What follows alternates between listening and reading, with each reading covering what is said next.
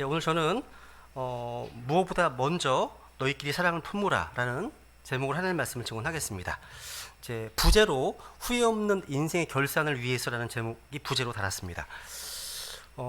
오늘날 이제 우리의 가정에서 또 교회에서 가장 중요하면서도 가장 필요한 것이 있다면 사랑과 지식의 균형이라고 할 수 있습니다. 사랑과 지식의 균형. 고린도전서 8장 1절에 보시면 아까 기도도 하셨는데 지식은 우쭐대게 하며 사랑은 세워주느니라. 다시 한번 지식은 우쭐대게 하며 사랑은 세워준다 말씀하고 있습니다. 지식은 우쭐대게 하지만 사랑은 믿음을 세워주고 덕을 세워줍니다. 우리가 올바른 성경으로 올바른 교리와 올바른 지식만 전수해주면 다 끝나는 게 아닙니다. 지식은 아무도 세워주지 못합니다. 세워주는 것은 지식이 아니라 사랑이라고 말씀하고 있습니다. 그래서 우리가 진리를 증언할 때 에베소 4장 말씀처럼요, 사랑 안에서 말해야 됩니다. 사랑 안에서 진리를 말하라 하는 명령입니다. 그죠? 이렇게 하지 않아서 제가 보니까요, 이런 문제 때문에 가정에 위기가 찾아옵니다. 그러니까 진리를 몰라서가 문제가 아닙니다. 진리의 문제라기보다는 사랑의 문제, 자세, 태도의 문제가 되게 크다는 겁니다. 가정에 위기가 찾아오기도 하고 교회에 문제들이 발생하게 되는 경우를 종종 목격하게 됩니다. 아버지 말씀은 진리라고 말씀하고 있죠, 그죠? 우리가 이 말씀을 증언할 때에도 사랑 안에서 증언해야 되는 겁니다. 그리고 우리가 이 생명의 말씀을 증언할 때나 뭔가 겉면의 말을 할 때 올바른 자세와 태도로 해야 하는 겁니다. 사랑 안에서 겸손하게 진리를 말해야 됩니다. 사랑한다면 상대방의 얘기를 귀 기울여 듣게 됩니다. 어떤 얘기를 하는지 듣게 되는 거죠. 내 말만 하는 게 아니에요. 그죠? 상대방을 존중하게 되는 겁니다. 사랑장 아시잖아요. 그죠? 사랑장. 여러분, 우리가 이런 자세로 진리를 증언하지 않으면 진리를 거부하는 역효과가 날 수 있더라고요. 그럼 많이 보게 됩니다. 그러니까 이렇게 사랑과 진리의 균형은 무척 중요해요. 잠언 11장 1절에 보시면 거짓된 저울은 밸런스, 거짓된 균형은 주께 가증하다 말씀하십니다. 그렇다면 여러분은 사랑과 지식에 있어서 균형 잡힌 삶을 살고 계십니까? 바울은 빌립보 성도들을 향해서 이렇게 기도했습니다. 한번 읽어볼까요? 시작. 내가 이것을 기도하노니 곧 너희의 사랑이 또한 지식과 모든 판단에 더욱더 풍성해져서. 여러분, 사랑이 풍성하지 않은 채, 사랑이 증가되지 않은 채 지식만 증가하는 경우 이런 모든 영적 지식과 성경 공부가 우리의 영적 생활을 더 엉망으로 만들 수 있다는 사실. 왜냐하면 그렇게 되면 더 비판적이 되고 더 교만하고 남의 잘못만 지적하는 자기의가 가득한 모습이 되어버리기 때문입니다. 그런데 흥미로운 사실은요, 그런 분들이 보면 자신에 대해서는 무척 관대해요. 하나님 앞에서 자신의 무기력함과 자신의 죄악됨, 자신의 들보는 잘 깨닫지 못합니다. 그러니까 자기가 하나씩 관대하다는 거죠. 그런데 성경을 알아가면 알아갈수록 자신의 남편이나 자신의 아내나 아니면 교회 안에 다른 지체들, 이렇게 뭐가 잘못되었는지 척척 비판할 줄 알게 됩니다. 그러면서 자신이 행하는 잘못된 행실들을 정당화할 수 있는 구조를 또 잘 찾아내기도 합니다. 이것은 아담의 타락한 본성 때문이에요.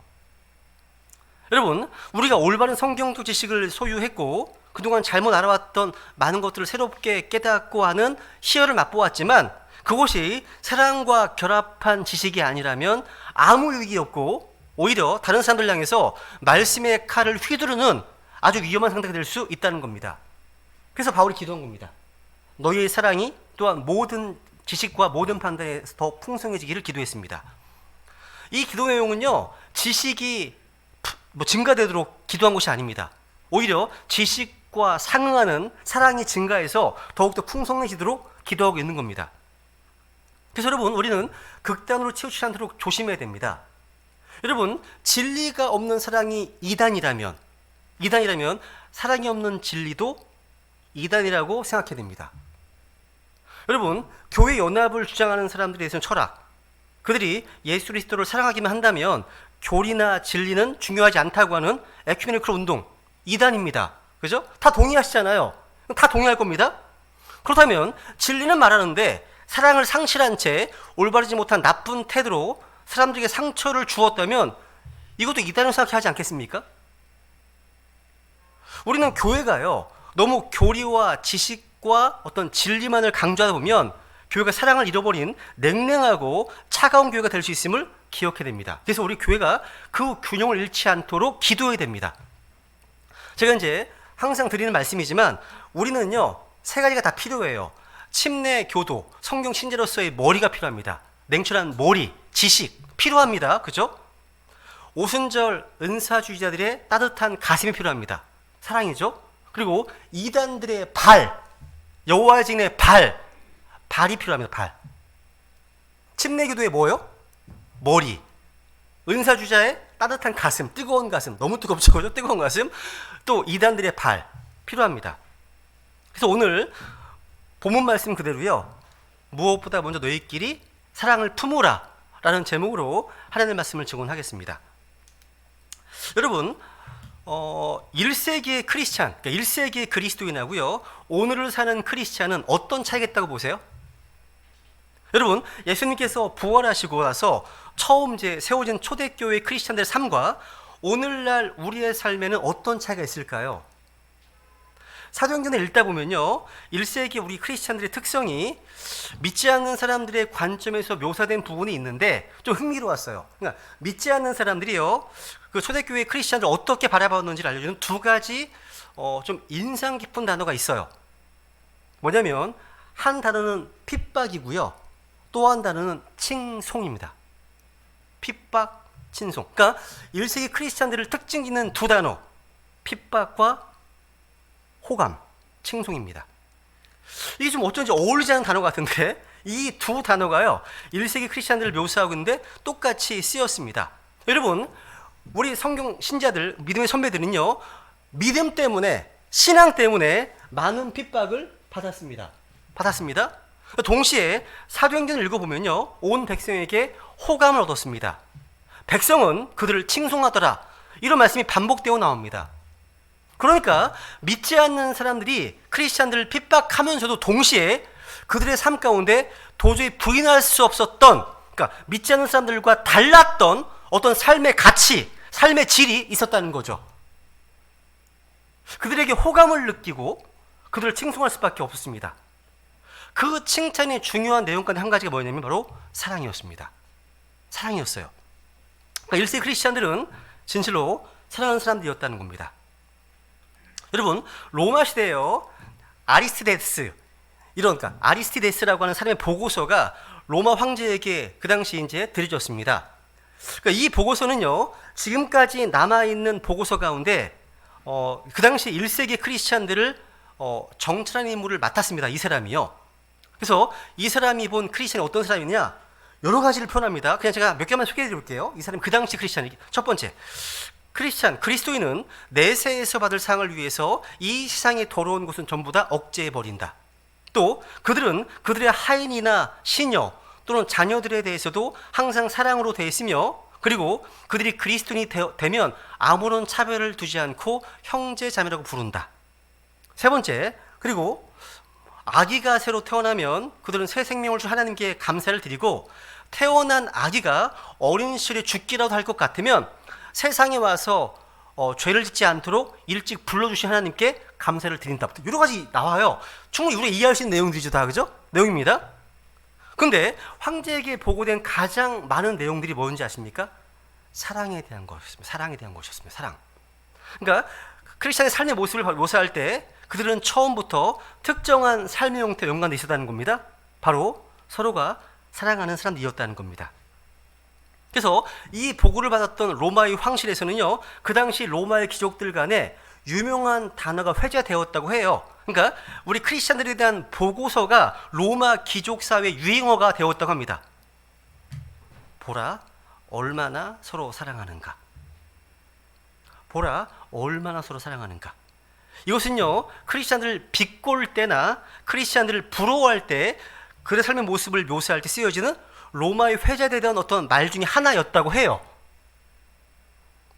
근데 여러분, 오늘날 지금 이 시대, 21세기 이 시대를 살아가고 있는 우리 크리스찬 삶의 모습, 우리의 모습, 우리 삶의 모습이 믿지 않는 불신자의 관점에서 묘사된다면 이런 소리를 들을 수 있을까? 어떻습니까? 아마 오늘 믿지 않는 불신자들이 이 시대를 살아가고 있는 우리 크리스찬들을 보면서 그 모습을 묘사한다면 어떻게 말할지 모르겠습니다. 저는요. 아마 이렇게 얘기하지 않겠습니까? 보라, 그들이 얼마나 싸우는가 보라. 보라, 그들이 얼마나 서로 상처를 입히는가 보라.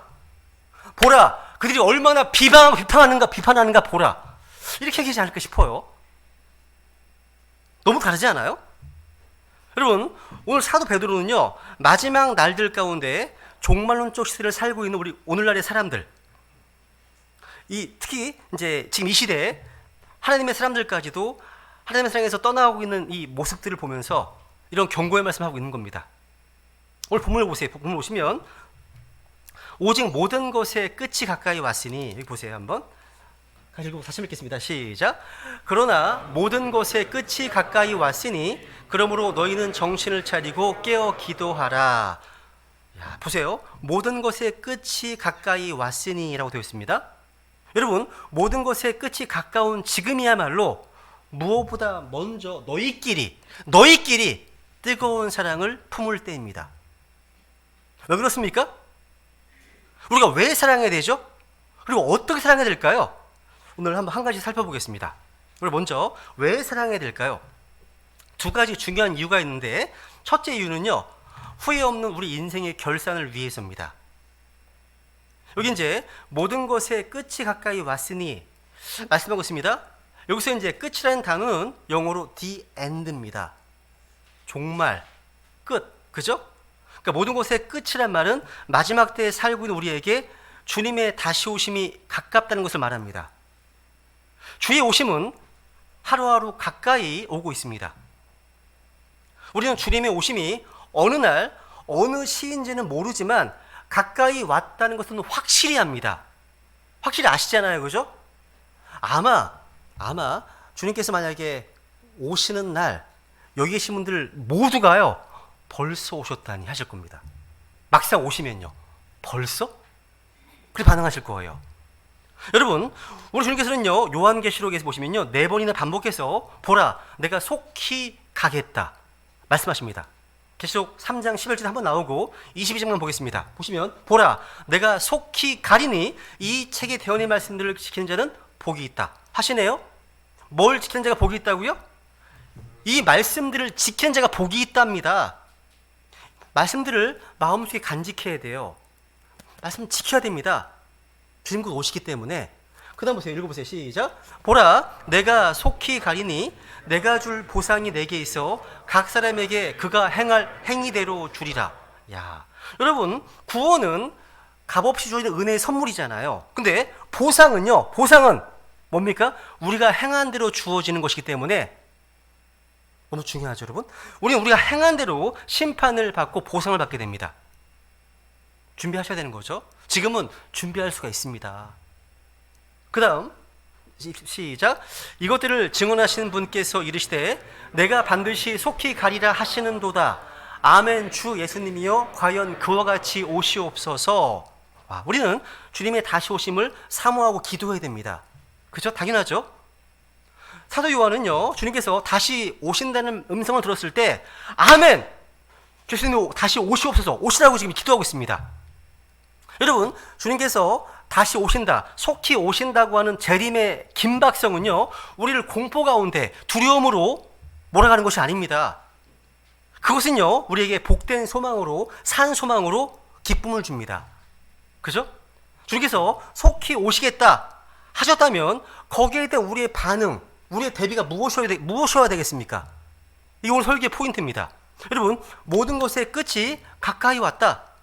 저는 이 말을요, 우리 주님께서 다시 오실 때 우리 인생과 관련해서 결산의 때가 가까이 왔다.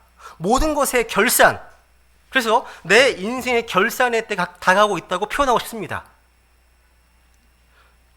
이전에 제가 설교 중에 어떤 성도님의 이야기를 소개해드린 적이 있었습니다.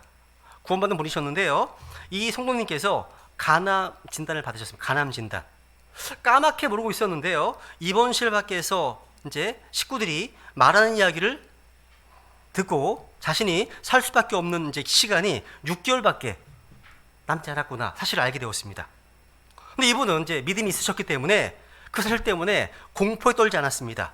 그래서 6개월 동안 죽음을 준비해야지, 이제 제대로 인생을 좀 마쳐야지 생각하고서 열심히 준비를 시작했습니다.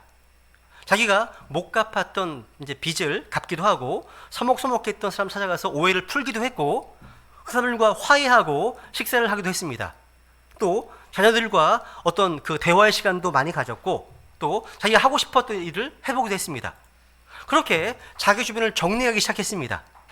그런데 3개월, 4개월, 5개월, 6개월 시간이 흘러가도 병이 악화되지 않았습니다. 주위 사람들은 다른 병원에 가서 다시 검사 받아보라고 이렇게 권유했습니다. 검사해 보니까 암이 아니었습니다. 오진이었던 거예요. 주변 사람들이 억울하지 않느냐고, 빚을 왜 갚았냐고 이렇게 물어봤답니다. 정리하느라고 그동안 돈도 많이 쓰고 이제 갈 거니까 다 쓰는 거죠. 돈도 다 쓰고 마음고생도 많이 했을 텐데, 근데 이 성도님은요 절대 아니라고 이렇게 말했습니다. 일생 가운데 지난 6개월 동안 이렇게 진지하게 삶을 살아봤던 때가 없었다고, 나머지 주어진 삶도 이런 마음으로 살고 싶다고 간증했습니다. 되게 와닿았어요. 여러분, 여러분의 질문을 드리겠습니다. 예수님께서 6개월 후에 다시 돌아오신다는 것을 분명히 알게 되셨다면 여러분 뭐 하시겠습니까? 앞으로 남은 시간을 어떻게 보내시겠습니까? 한번 생각해 보세요. 6개월이라는 시간밖에 남지 않았다는 사실이 우리의 삶을 어떻게 변화시킬까요? 많이 바꾸지 않겠습니까? 그죠? 그런데 주님께서는요 6개월 후가 아닌 오늘 밤 자정에 오실 수도 있습니다. 그러면 남은 12시간 동안 뭐 하시겠습니까? 오늘 본문은 이에 대해서 이렇게 답변하고 있는 겁니다. 다시 읽습니다. 시작. 그러나 모든 것의 끝이 가까이 왔으니 그러므로 너희는 정신을 차리고 깨어 기도하라. 무엇보다 먼저 너희끼리 뜨거운 사랑을 품으라. 사랑은 허다한 죄를 덮으리라. 하나님의 말씀입니다. 그러니까 이렇게 내 인생에 대한 회개 보고의 때, 그 결산의 때가 있다는 사실을 항상 의식하면서 그 때가 우리가 생각하는 것보다 훨씬 더 가까이 왔다는 사실을 모른다는 그런 긴장감을 가지고 사셔야 됩니다.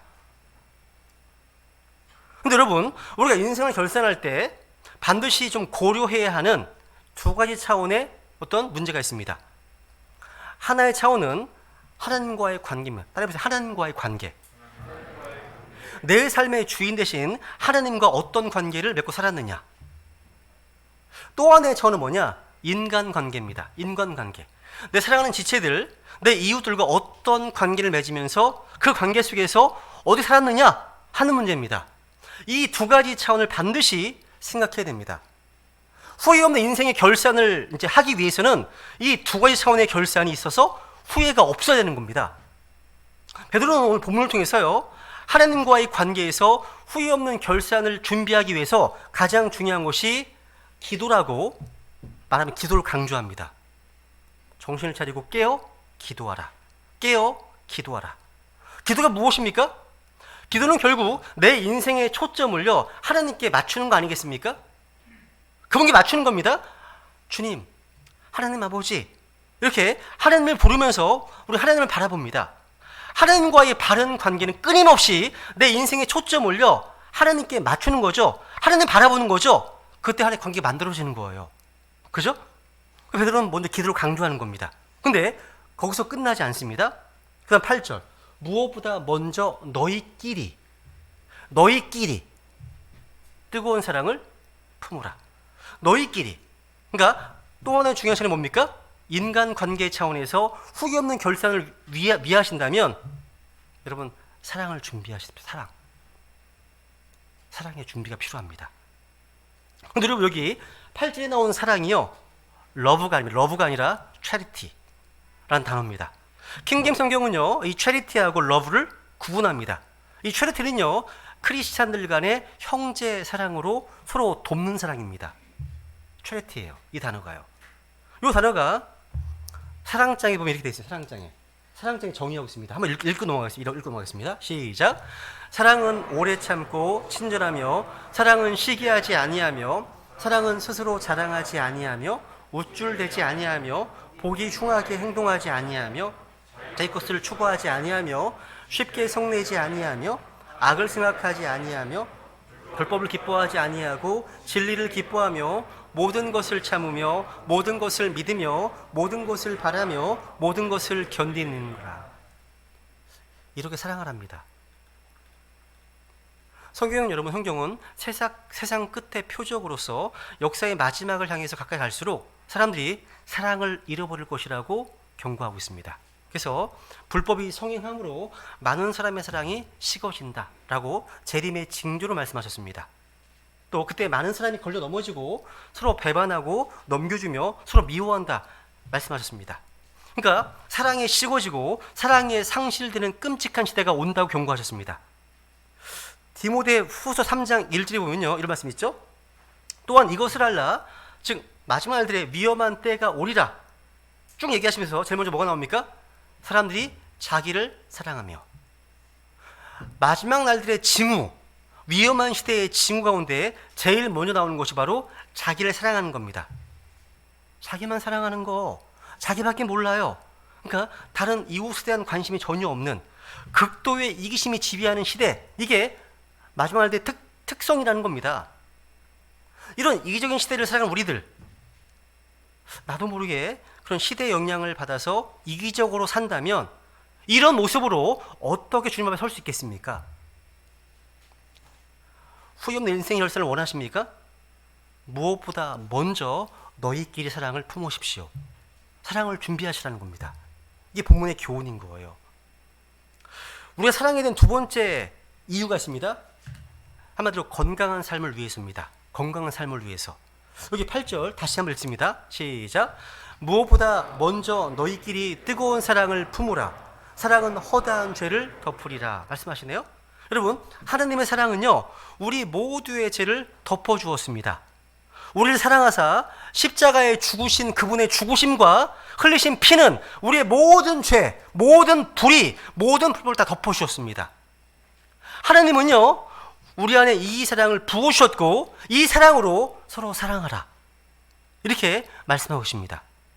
여러분, 건강한 인간관계 형성을 위해서 무엇보다 중요한 것은요, 내 주변 가족과 이웃들의 죄와 허물들을 덮을 줄 알아야 한다는 것입니다. 여기 사랑은 허다한 죄를 덮으리라. 따라해보세요. 사랑은 허다한 죄를 덮으리라. 여러분, 죄를 덮는다는 것이 무슨 뜻입니까? 죄를 덮는다는 것은요, 불의한 것이나 잘못된 것을 그대로 지나치거나 관간한 뜻이 절대로 아닙니다. 성경에서 덮는다는 단어는요, 죄의 용서와 같은 단어로 쓰여집니다. 의미로 쓰여집니다. 그래서 예수 그리스도의 피로 죄가 가려졌다, 덮어진다는 것은요, 죄 용서와 같은 의미입니다. 그래서 로마서 4장 7절 보시면 바울은 행복한 사람에 이렇게 표현합니다. 행복한 사람. 읽습니다. 시작. 이르되 자기 불법들을 용서받고 자기 죄들이 가려진 사람들은 복이 있으며. 그러니까 이것은 죄 용서를 받은 사람들을 말하잖아요. 그죠? 여러분, 내가 주 예수님을 믿음으로 받게 된 많은 축복들이 있지만 하나님께서 나의 죄를 용서하신 것은 가장 놀라운 축복인 겁니다. 동의하시죠? 그죠? 여러분도 이런 고백 하실 수 있으십니까? 있으실 겁니다. 그죠? 하나님께서 내 죄를 용서하셨다면 저 여러분에게 주님께서 요구하시는 것이 있어요. 죄사함의 감격과 그 죄사함의 행복을 안다면 우리가 인생을 살아가면서 나에게 잘못한 가족들과 이웃들을 용서하는 삶을 살고 계십니까? 여러분, 주기도문 가장 중요한 방점 중 하나가 무엇입니까? 우리가 우리에게 빚진 자들을 용서하는 것 같이 우리의 빚을 용서하시며 말씀하고 있습니다. 우리에게 죄의 빚을 진 사람들을 용서하는 삶을 살고 계십니까? 이것이 하나님과의 관계에 많은 영향을 미치게 됩니다. 여러분, 죄를 덮는다는 말의 반대가 뭘까요? 반대. 용서하지 못하고 죄를 드러내는 겁니다. 만약 우리가 지체들을 용서하지 못하고 가족과 이웃들을 용서하지 못하고 한번 생각해 가정해 보세요. 이런 사람의 어떤 라이프 스타일은요, 끊임없이 이웃들의 허물을 드러내고 공격하고 비난하는 사람의 모습일 겁니다. 그럼 어떻게 될까요? 누군가가 또 그 사람의 허물을 또 드러낼 겁니다. 그러니까 끝없는 비난과 비판과 상처가 악순환되는 거예요, 이게. 이런 악순환이 계속되는 삶의 장을 상상해 보시라는 거죠. 여러분, 성경에 보면 노아의 삶과는 그런 에피소드가 하나 있죠. 노아는요, 하나님께 은혜를 받은 사람이었잖아요. 하나님과 함께 걸었던 사람이었습니다. 그 시대에 구별된 사람이었습니다. 그런데 노아의 홍수가 끝난 이후에 이 노아에게도 실수가 있었죠. 어느 날 노아가 포도주를 마신 뒤 취했어요. 그러니까 취할 정도면 좀 많이 드신 것 같아요. 그래서 약간 제정신이 아니었어요. 하체를 다 드러내고 쓰러져 주무십니다. 그런데 그 광경을 누가 봤습니까? 자식들이 봤잖아요. 그죠? 그 세 아들, 소위 셈, 함, 야벳이잖아요. 근데 이 셈, 함, 야벳이 취한 그런 아버지에게 보인 반응이 두 가지로 나뉘었습니다. 이 셈과 야벳, 야벳이 형이죠. 셈과 야벳은 어떻게 했습니까? 보지 않으려고 뒷걸음쳐 들어가서 아버지에게 접근합니다. 뒤로 접근해서 아버지의 부끄러움을 덮어주고 나왔습니다. 근데 함은 어떻게 했지? 함은 아버지의 부끄러움을 드러냈습니다. 뭐 자세한 규칙은 안 하겠습니다. 이 광경을 보시고 하나님께서는요, 함에게 어떻게 하셨습니까? 함의 자손들을 저주하셨습니다. 함은 축복을 받았기 때문에 자손들을 저주하셨죠. 그죠? 저주받았습니다. 여러분, 건강한 삶을 원하십니까? 그렇다면 용서하는 것을 배우셔야 됩니다. 주님께서 나를 용서하신 것처럼 허물 많은 인생인 우리가 서로 피차 용납하고 용서하는 것을 배우지 못한다면 건강한 삶을 기대할 수가 없습니다. 가정에서, 직장에서, 또 교회에서 마찬가지입니다. 두 번째로, 이제 큰 대주 두 번째로요. 그렇다면 어떻게 사랑하면서 이제 살라고 말씀하시는 걸까요? 본문에 보시면 이제 세 가지로 나누어서 말씀드릴 수 있습니다. 첫 번째, 뜨겁게 사랑해야 됩니다. 따라해보세요. 뜨겁게 사랑하자. 여러분, 어떻게 뜨거워질 수 있을까요? 전 두 가지가 떠올랐어요. 뜨겁다는 표현이. 하나는 뭐냐면 엠마오는 두 제자가요, 예수님께서 성경 기록을 풀어주시니까 마음이 속에서 뜨거워졌다 기록하고 있죠. 그죠? 누가복음 24장 읽습니다. 시작. 그들이 서로 이르되 그분께서 길에서 우리와 말씀하시고 우리에게 성경 기록들을 열어주실 때 우리 마음이 우리 속에서 뜨겁지 아니하더냐 하고. 그러니까 뜨겁게 사랑하려면 하나님의 말씀을 듣고 깨달을 때 뜨거워집니다. 이 중요합니다. 여러분. 그죠?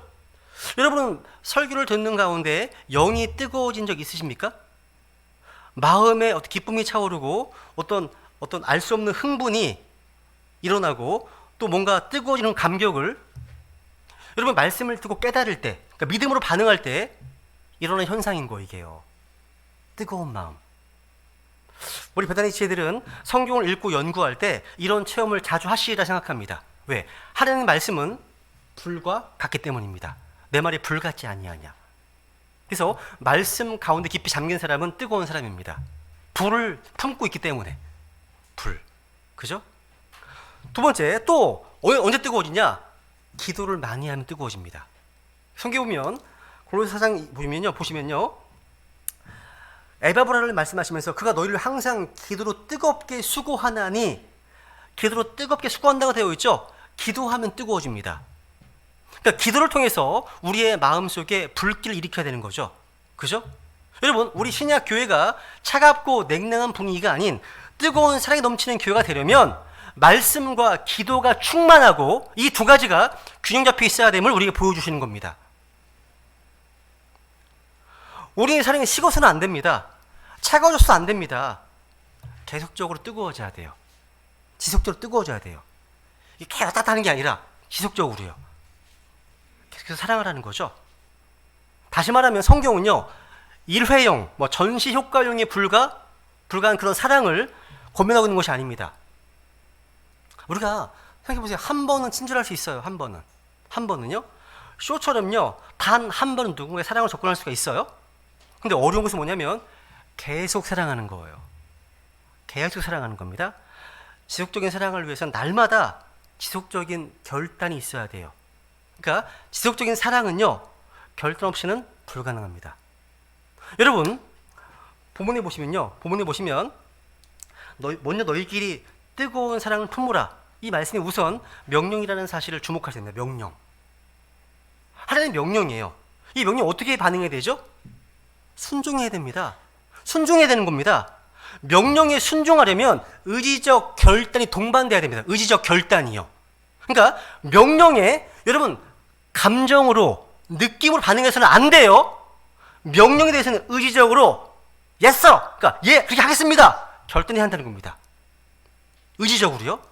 그러니까 주님께서는 지금 이 문제를 의지적으로 접근하고 있다는 사실을 한번 다시 상기시키고 싶습니다. 그러니까 우리는 사랑을요 너무 정서적으로만 감정적으로만 접근하기 쉬워요. 감정적인 사랑에는요 명령이 필요하지 않죠. 감정이 따라가는데 그죠? 주님 말씀의 사랑은요 의지적인 것이기 때문에 명령과 순종이 필요한 겁니다. 여러분 생각해 보세요. 예수님께서는요 우리의 감정이 허락되지 않는 사람들까지도 사랑하라 명령하고 계십니다.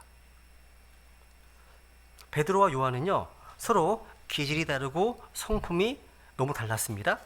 근데 서로 사랑하라고 말씀하시네요. 사랑을 말씀하십니다. 열심당원 시몬과 세리 마태는 배경이 서로 완전 달라요.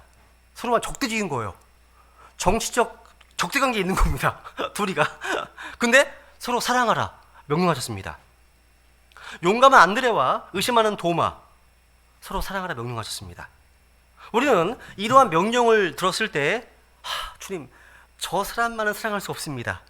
제발 저 인간만은 제외시켜 주십시오. 이렇게 대답하기 때문에 우리에게 사랑을 명령하고 계신 겁니다. 우리의 모든 것을 아시는 하나님, 우리의 연약함과 부족함을 아시고 우리의 사랑하지 못함을 아신 하나님께서 사랑을 명령하시는 이유는요 우리에게 사랑할 수 있는 능력이 있기 때문입니다. 우리에게요. 그게 무슨 말이죠? 우리 구원받은 크리스찬들에게는요 세상이 알지 못하는 몇 가지가 부어져 있어요. 보시면 베드로서 3장 6절 읽습니다. 시작. 우리 구원자 예수 그리스도를 통해 우리에게 성령님을 풍성히 부어주셨으니 성령님이 우리에게 풍성히 부어줬습니다. 부어져 있습니다. 또 하나님의 사랑이 부어져 있습니다. 와, 로마서 5장 5절 시작. 소망이 우리를 부끄럽게 하지 아니함은 우리에게 주어진 성령님에 의해 하나님의 사랑이 우리 마음에 넓게 부어졌기 때문이니. 야, 그러니까 하나님은요 우리 안에 성령님을 부어주셨습니다. 풍성하게. 예수님 믿는 순간 우리에게 부어주신 성령님 우리 안에 영원히 거하시잖아요. 또한 하나님의 사랑이 또 우리에게 부어줬습니다. 정리하면 예수님을 믿을 때 성령님이 부어지고 성령님에 의해서 또 하나님의 사랑이 부어졌다는 사실이에요. 부어져 있어요. 믿으시나요? 믿으셔야 돼요. 여러분의 힘으로 하는 게 아니에요. 그 사랑을 내가 통로가 돼서 드러내는 거죠. 믿음으로 반응하는 겁니다. 여러분, 우리가 사랑을 하지 못하는 가장 중요한 이유는 뭐예요? 우리 마음에 넓게 부어진 하나님의 그 크신 사랑을 믿음으로 행사하지 않기 때문입니다. 그 때문에 사랑할 수 없다! 이건 믿지 않는 불신입니다. 불신인 겁니다. 여러분 진짜 거듭난 사람이라면 이 말씀에 의지해서 여러분에게 사랑할 수 있는 능력이 충분함을 확인할 수 있습니다. 여러분, 주님께서 우리에게 사랑할 수 있는 능력을 주셨다면 서로 사랑할 수 있습니다. 사랑의 시작은 여기서부터예요. 감정이 아닌 진리의 말씀으로서 그 사실을 믿음으로 의지적으로 사랑하라는 그 명령에 순종하려는 그런 마음 자세부터 시작하는 겁니다. 자, 여러분 왜 사랑을 못해요? 자기 감정이 지배받기 때문입니다. 사랑하고 싶은 느낌이 없습니다. 이런 말 많이 들었어요. 저는요. 그 인간은 내가 그럴 마음 자체가 없대요. 그건 느낌입니다. 느낌이에요. 근데 주님은 이렇게 말씀하십니다. 사랑하라고요. 지금 명령이라고 말씀하시는 겁니다. 여러분, 사랑하라는 명령 앞에 순종하기로 결단하잖아요. 사랑할 수 있는 능력을 주님 주십니다. 그죠? 그러니까 우리가 형제를 뜨겁게 사랑하는 명령에 순종하려는 선한 의지와 결단이 먼저 있어야 한다는 거죠. 그러면 그런 의지가 있잖아요. 우리 속에서 놀라운 일들이 많이 일어납니다. 그래서 어느 날 갑자기 내 인생 가운데 사랑할 수 없었던 사람들을 사랑하는 놀라운 기적을 경험하게 된다는 겁니다. 어쨌거나 지속적인 결단으로 사랑을 결심하시는 우리 배당이 되기를 원합니다. 두 번째, 조건 없이 사랑해야 됩니다. 조건 사랑해야 한다. 이게 9절에 보시면 이런 말씀이 있습니다. 불평 없이 서로 환대하라. hospitality, 환대, 대접하는 거죠, 그죠? 불평 없이 서로 환대하라. 여러분, 사랑하라. 그 이후에 따라오는 이런 명령들은요, 다 사랑을 실천하는 방편들과 관련되어 있습니다. 사랑한다면 사랑하기를 원하는 사람들 향해서 내게 있는 걸 주고 싶어 하잖아요. 그죠? 대접하기 원합니다. 환대하기 원합니다. 근데 여기 보시니까 서로 환대, 대접할 때 불평 없이, 원망 없이 하라는 단어가 나와요. 왜 불평 없이라는 말이 나올까요? 여러분, 환대하는 일, 섬기는 일을 한다는 것은요, 처음에는 즐거워도 그 일이 계속 반복되면 무거운 짐이 되고 또 불평이 생기기 때문입니다. 그런 경험 다 있으시지 않으세요? 내가 어떤 사람을 사랑하고 섬기기는 섬기는데 내 마음이 전혀 행복하지 않아. 마음이요? 이걸 내가 해야 되나? 이런 생각이 듭니다. 우리가 원망과 불평하는 마음으로 이웃을 섬기게 되는 이유가 어디 있다고 생각하십니까? 가장 중요한 이유 중에 하나가 뭐냐면 내가 어떤 조건부적인 어떤 기대를 상대방에게 가지고 있기 때문입니다. 잘 생각해 보세요. 내가 이렇게 하면 상대방이 이렇게 하겠지 하는 어떤 기대를 가지고 있는데 기대처럼 안 되는 거예요. 섬기다가 사랑하다가 다시 좌절하게 되는 겁니다. 괜히 했네. 이런 생각도 들고 또 후회도 되는 대부분의 원인이 우리의 기대치 때문입니다. 기대치. 저 사람이요, 내 기대처럼 따라주지 않고 내가 이렇게 했는데 내게 돌아오는 것이 없어서 원망스러워진다는 거죠. 이런 경우에 책임은요, 자신에게 있어요. 자신에게 있습니다. 내 사랑이 무슨 말입니까? 조건적이었다는 말입니다. 근데 여러분, 만약에 내가 전혀 돌아올 것을 기대하지 않고 사랑을 실천한다고 한번 가정해 보세요. 상대방이 어떻게 하든 상관하지 마시라는 겁니다. 그러니까 무슨 얘기냐면 순전한 사랑, 이것은요, 조건을 뛰어넘을 때 비로소 가능한 겁니다. 그러니까 사람에게요, 전혀 기대를 걸지 않고 사랑할 때 우리의 사랑은 그만큼 투명하고 순수할 수가 있다는 사실입니다. 근데 사랑의 위기가 어디서 생기는 겁니까? 내 속에 어떤 기대 때문에 생겨요. 다 경험하시지 않으세요? 뭔가 기대하는 게 있기 때문에 생기는 거 아닙니까? 내가 이만큼 했으면 너도 이만큼 해야지 하는 기대가 충족이 안 되면 우리는 좌절하고 또 더 큰 저질에 빠집니다. 여러분, 정말 주님의 말씀을 따라 뜨겁게 사랑하기를 원하십니까? 그렇다면 주님께서 저 여러분에게 사랑의 어떤 대가, 어떤 조건, 어떤 기대치를 뛰어넘을 수 있는 믿음과 힘을 주시기를 기도하시기 바랍니다. 나그네를 대접하든 형제들을 대접하는 일은요, 성경에 보면 사랑으로, 기쁨으로 해야 될 일입니다. 불평 없이 서로 환대하라. 그죠? 이 말씀은 성도들 간에 필요한 일입니다. 성경 보면요, 손님 대접에 힘쓰라, 손님 대접하기를 좋아하라, 대접하기를 잊지 마라, 이런 말씀 되게 많습니다. 이거 다 하나님의 명령이기 때문에 명령입니다. 마지막 세 번째, 이 사랑은요, 실제적으로 사랑해요. 실제적으로요. 구체적으로요. 여기 10절 이하의 말씀 보세요. 10절 이하의 말씀 보시면요, 각 사람이 선물을 받은 대로 그렇게, 각 사람이 선물을 받은 대로. 하나님께서는 우리 각 사람에게 영적 선물을 주셨잖아요. 그죠? 우리는 모두 하나님께 받은 영적 선물이 있습니다. 은사가 있습니다. 누구나 다 있어요. 없는 사람 없습니다. 그죠?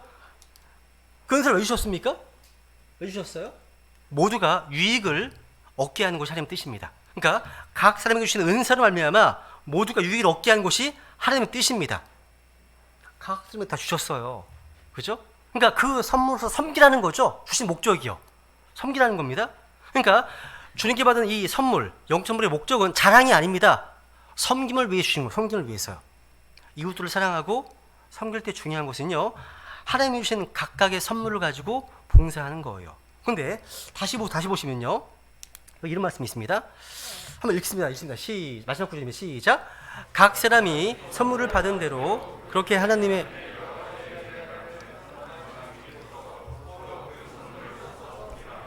누구든지 말하려거든 하나님의 말씀들을 말하는 것 같이 하고 누구든지 섬기려거든 하나님께서 주시는 능력으로 하는 것 같이 그 일을 하라. 이것은 하나님께서 예수 그리스도를 통해 모든 일에 영광을 받으시게 하려 함이니 그분께 찬양과 통치가 영원 무궁토록 있기를 원하노라. 아멘. 보세요. 지금 이 말씀은요, 우리 크리스찬들이 각자 주님께 받은 선물을 가지고 어떻게 사람을 섬길 것인가 말씀하고 계십니다. 우리가 이웃을 섬기고 사랑하는 방법은 다양합니다. 그런데 우리는 그러잖아요. 이웃 섬길 수 없다, 사랑할 수 없다, 이웃을 대접하려고 해도 뭔가 있어야지 하는 생각을 합니다. 여러분, 주님께서는요, 우리에게 없는 것으로 이웃을 사랑하거나 섬길 것을 기대하지 않으십니다. 내게 있는 것으로 이웃을 사랑하기 원하신다는 거죠. 여기 11절 보시면 두 가지 이제 케이스가 나옵니다. 두 가지 예가 나와요. 우리는 환대, 대접이라는 꼭 얘기를 하면 물질을 생각할지 모릅니다.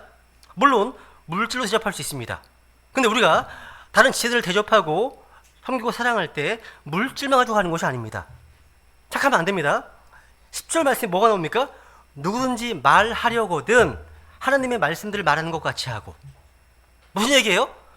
이웃들을 말로 섬길 수 있습니다. 말씀으로 섬기는 것도 사랑의 위대한 실천 중 하나라는 거죠. 그러니까 없는 것으로 하라는 것이 아닙니다. 내게 있는 것, 물질만이 아닙니다. 내게 주신 언어, 내 삶의 조건, 독특한 내 어떤 영적 선물, 은사를 가지고도 다른 지체들을 섬기려 설 수 있다는 사실입니다. 또 보세요. 누구든지 섬기려거든 어떻게 하라고요? 하나님께서 주시는 능력으로 하는 것 같이 그 일을 하라 말씀하십니다. 잘 보세요. 이 말씀은요, 오늘날 기독교 여러 가지 교회들과 이단 종파들이 성령님 없이 인위적인 조직력과 인력을 동원해서 일사천리로 교회를 하는 것과 너무 다른 모습이 아닙니까? 누구 섬기려거든 어떤 걸로 하라고요? 하나님 주시는 능력으로 하라고 말씀하시잖아요. 그죠? 그러니까 성경은 어떤 사람이 섬기려 한다면 그럼 그 일을 주님 주신 능력으로 하라고 말씀하십니다. 섬기는 일을 하는 사람은요, 자기 힘이나 조직력이나 교회 시스템이나 유명한 사람의 어떤 능력으로 하지 말고 주님 공급하신 능력으로 행하라는 겁니다. 근데 오늘날의 교회를 보면 이 세상 조직들과 너무나 흡사합니다. 마케팅과 엔터테인먼트를 동원해서 화려한 조직력을 동원해서 뭔가 하려고 하는데 이것은 하나님 방식이 아니라는 겁니다. 하나님 여기서 나오는 말씀들로 말하고 또 주님 주신 능력으로 섬기는 것은요, 그 목적이 뭡니까? 목적이 교회를 크게 하고 숫자를 불리는 것이 아니라 말씀하시잖아요. 이것은 바로 예수 그리스도를 통해서 모든 일을 하나님께서 영광 받으시게 하는 것, 이게 목적입니다. 다시 말씀입니다. 여기 누구든지 말하고 다시 있습니다. 시작.